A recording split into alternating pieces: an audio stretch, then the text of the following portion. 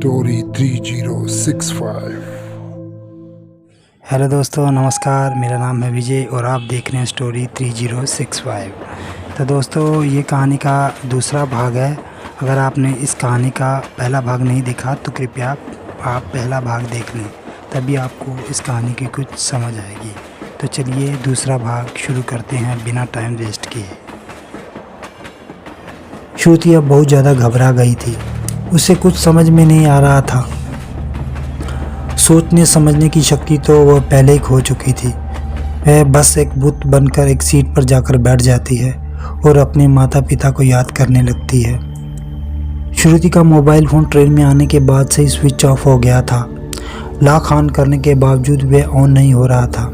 श्रुति काफ़ी मायूस हो चुकी थी। उस वक्त उसे लगा था शायद उसका फ़ोन ख़राब हो गया है और वह वापस अपने फ़ोन को स्टार्ट करने का ट्राई करती है, पर फ़ोन ऑन ही नहीं हो रहा था। उसने ज़ोरों से फ़ोन को पटक कर अपनी नज़रों से दूर कर दिया। अचानक से उसका ध्यान अपनी बैग की तरफ जाता है और उसे याद आता है कि घर से निकलते वक्त उसने अपने बैग में अपनी सभी ज़रूरी चीज़ों को ध्यान से पैक कर लिया था और साथ ही उसने एक साफ बस्ते में एक गीता भी रखी थी जो कि वह रोज़ पढ़ा करती थी। श्रुति को मानो एक उम्मीद सी किरण नजर आई।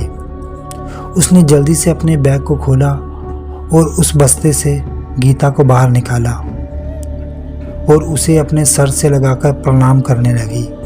वह ईश्वर से प्रार्थना करने लगी थी, अब वही उसे बचाए और वही उसे रास्ता दिखाए। वह अपने हाथ में गीता लिए आहिस्ते आहिस्ते आगे की तरफ बढ़ने लगती है। कुछ दूर कुछ कदम चलने के बाद श्रुति को साफ साफ सभी लोग दिखाई देने लगते हैं। ट्रेन में अब काफ़ी भीड़ हो चुकी थी। सभी मरे लोग श्रुति को एक तक देखे ही जा रहे थे। श्रुति उनकी नज़रों से बचते हुए आगे की तरफ बढ़ती जा रही थी। ना जाने ऐसा क्या हुआ कि श्रुति जैसे जैसे अपने कदम बढ़ा रही थी वैसे वैसे ही ट्रेन के अंदर रास्ता अपने आप बनता जा रहा था। आगे बढ़ते बढ़ते श्रुति एक जगह पहुंच जाती है जहां ट्रेन का इंजन था।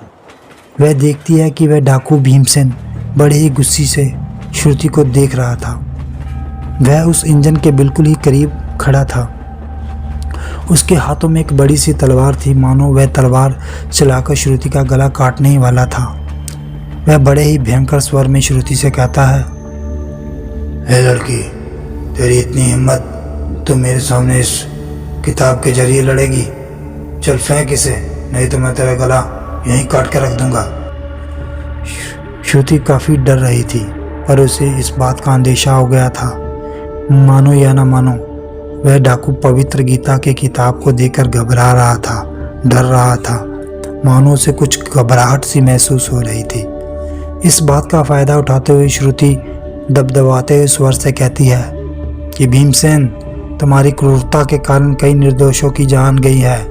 बेहतर यही होगा कि तुम यहाँ से चले जाओ, वरना ईश्वर तुम्हें माफ़ नहीं करेंगे। वह तुम्हें नर्क की अग्नि में ढकेल देंगे।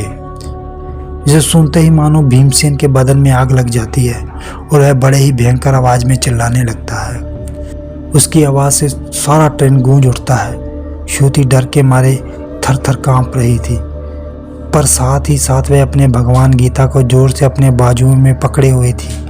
वह गीता खोलती है और उसमें से एक अध्याय को पढ़ने लगती है। यदा यदा हि धर्मस्य ग्लानिर्भवति भारत अभ्युत्थानम् अधर्मस्य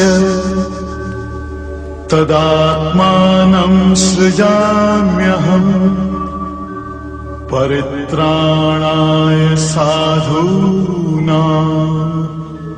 विनाशाय च दुष्कृताम्। उसके एक अध्याय के पाठ करने से भीमसेन मानो पागल सा हो रहा था और जोर जोर से चिल्ला रहा था। उसे बिल्कुल भी बर्दाश्त नहीं हो रहा था। वह कभी गायब होकर कहीं और दिखता तो कभी गायब होकर श्रुति के पीछे आकर खड़ा हो जाता। वह कभी यहाँ तो कभी वहाँ भटक रहा था। वह दर्द से छटपटाने लगता है और श्रुति को पाठ करने से रोकने के लिए कहता है। श्रुति पाठ करना नहीं रोकती है, वे अपना पाठ किए जाती है। श्लोक अब बस खत्म होने वाला था। श्लोक पढ़ते पढ़ते श्रुति को पूरे 1 घंटा बीत चुका था। श्रुति देखती है कि सामने भीमसेन नहीं है और ना ही कोई आत्मा उसे दिख रही है। वह खड़ी हो जाती है और दौड़कर वापस से ट्रेन के अंदर की तरफ भागने लगती है। वह देखती है कि झीलमती नदी सामने ही है। श्रुति घबरा जाती है। उसे लगता है कि अब उसका बचना मुश्किल है। ट्रेन नदी में गिर जाएगी जिससे उसकी भी मृत्यु हो जाएगी। देखते ही देखते ट्रेन बड़ी जोर से नदी में गिरने लगती है। श्रुति बहुत जोर से चिल्लाने लगती है। ट्रेन जैसे ही नदी में गिरती है, श्रुति को दिखाई देता है कि सभी मरे हुए लोग नदी के अंदर श्रुति की तरफ बढ़ रहे हैं। श्रुति पहले ही आधी मर चुकी थी, पर वह सब नज़ारा देखने के बाद उसकी आंखें कब बंद हो गई उसे पता ही नहीं चला। थोड़े समय बाद श्रुति की आंखें खुलती है। वह अपने आप को रामपुर के एक स्थानीय हॉस्पिटल में पाती है।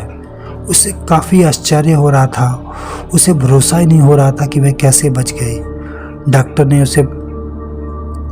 डॉक्टर से उसे पता चला कि झीलमती नदी के आसपास कुछ मछुआरों ने उसे किनारे के पास देखा था, क्योंकि उसकी सांसें उस वक्त चल रही थी। वे लोग फौरन उसे अस्पताल ले आए। श्रुति को अब धीरे धीरे समझ में आ रहा था कि शायद उन आत्माओं ने ही श्रुति की मदद की है, क्योंकि वो उस वक्त बीचों बीच उस गहरी नदी में डूब रही थी। वो तैरकर किनारे जाने की शक्ति तो पहले ही से ही उसके शरीर में नहीं बची थी। श्रुति मन ही मन उन आत्माओं का शुक्रिया कर रही थी, भगवान का शुक्रिया कर रही थी और उन मछुआरों का शुक्रिया अदा कर रही थी। श्रुति को उसका मोबाइल फ़ोन मिलता है और वह अपने मोबाइल फ़ोन से अपने माता पिता को फ़ोन करती है। उसके माता पिता शाम तक श्रुति को लेने आ जाते हैं। श्रुति अपने घर रामपुर आ चुकी थी और वह अभी भी मायूस सी दिखाई दे रही थी। उसके माता पिता को वह सारी बात बता देती है। उसके माता पिता भी काफ़ी परेशान हो गए थे इन सब बातों को सुनकर। श्रुति को दिलासा दिए जा रहे थे कि अब कुछ भी उसके साथ ऐसा नहीं होगा, वो सब कुछ ठीक हो जाएगा। वह उन सब बातों को भूल जाए, वे घर में अच्छे से पूजा पाठ करवा देंगे और सब ठीक हो जाएगा। रामपुर में कुछ दिन रहने के बाद श्रुति तय करती है कि वह वापस से उसी स्टेशन रविपुर पर दोबारा जाएगी। वह देखना चाहती थी कि उसे वापस से वह ट्रेन दिखती है कि नहीं। उसने अपने माता पिता को कुछ नहीं बतलाया और चुपचाप ट्रेन पकड़कर रविपुर स्टेशन के लिए चली गई। स्टेशन पर जाकर वह बैठ जाती है और वहां से रामपुर का टिकट काटती है। वह देखती है कि वापस से वही बूढ़ी औरत जिसने उस दिन श्रुति को चाय पिलाई थी, वह श्रुति के पास आती है और कहती है, बेटा अब ट्रेन यहाँ नहीं आएगी। श्रुति हैरान हो जाती है। उसे समझ नहीं आ रहा था कि वह कैसे जानती है कि वह उसी ट्रेन के सिलसिले में यहाँ आई हुई है। श्रुति बड़ी हैरानी नज़र से उस बूढ़ी महिला की तरफ देखती है। वह बूढ़ी महिला श्रुति की तरफ एक प्यार भरी सी मुस्कान देती है और कहती है, बेटी उन डाकुओं ने मुझे भी मार डाला था। मेरी भी आत्मा इसी प्लेटफार्म में भटकती रहती थी, पर तुम्हारे कारण वे सभी आत्मा और मैं भी मुक्त हो चुकी हूँ। वह ट्रेन अब किसी और को तंग नहीं करेगी, ना ही वह डाकू। तुमने उस रोज गीता का पाठ करके उन सभी बुरी आत्माओं को ट्रेन से भगा दिया था और साथ ही साथ उस ट्रेन में तुमने अपनी पवित्र गीता को भी छोड़ दिया था, जिसके प्रभाव से ट्रेन की सारी आत्माएं मुक्त हो गई थी। मुझे भी उन लोगों ने जान से मारकर इसी प्लेटफार्म पर फेंक दिया था। मैं यहाँ बरसों से काम कर रही थी। मैंने उन्हें उस ट्रेन में चढ़ते हुए देख लिया था और इसीलिए मैंने उन्हें रोकना भी चाहा, पर उन्होंने उसी वक्त मुझे जान से मार दिया था। पर मैं अब खुश हूँ। वह बुरी आत्मा उस ट्रेन को छोड़कर चली गई। सारे लोग मुक्त हो गए तो मुझे भी मुक्ति मिल गई। यह बोलते हुए वह बूढ़ी महिला श्रुति की आंखों के सामने ही गायब हो जाती है। इस बार श्रुति को जरा भी डर नहीं लगा। वह इस बात से बहुत खुश थी कि बहुत सारे लोगों को मुक्ति मिल चुकी है। रामपुर जाने वाली ट्रेन प्लेटफार्म पर आ चुकी थी और इस बार कोई भूतिया ट्रेन नहीं, एक साधारण ट्रेन थी। श्रुति उस ट्रेन पर जाकर बैठ जाती है और अपने गांव की तरफ चल पड़ती है। तो दोस्तों, ये कहानी यही समाप्त होती है।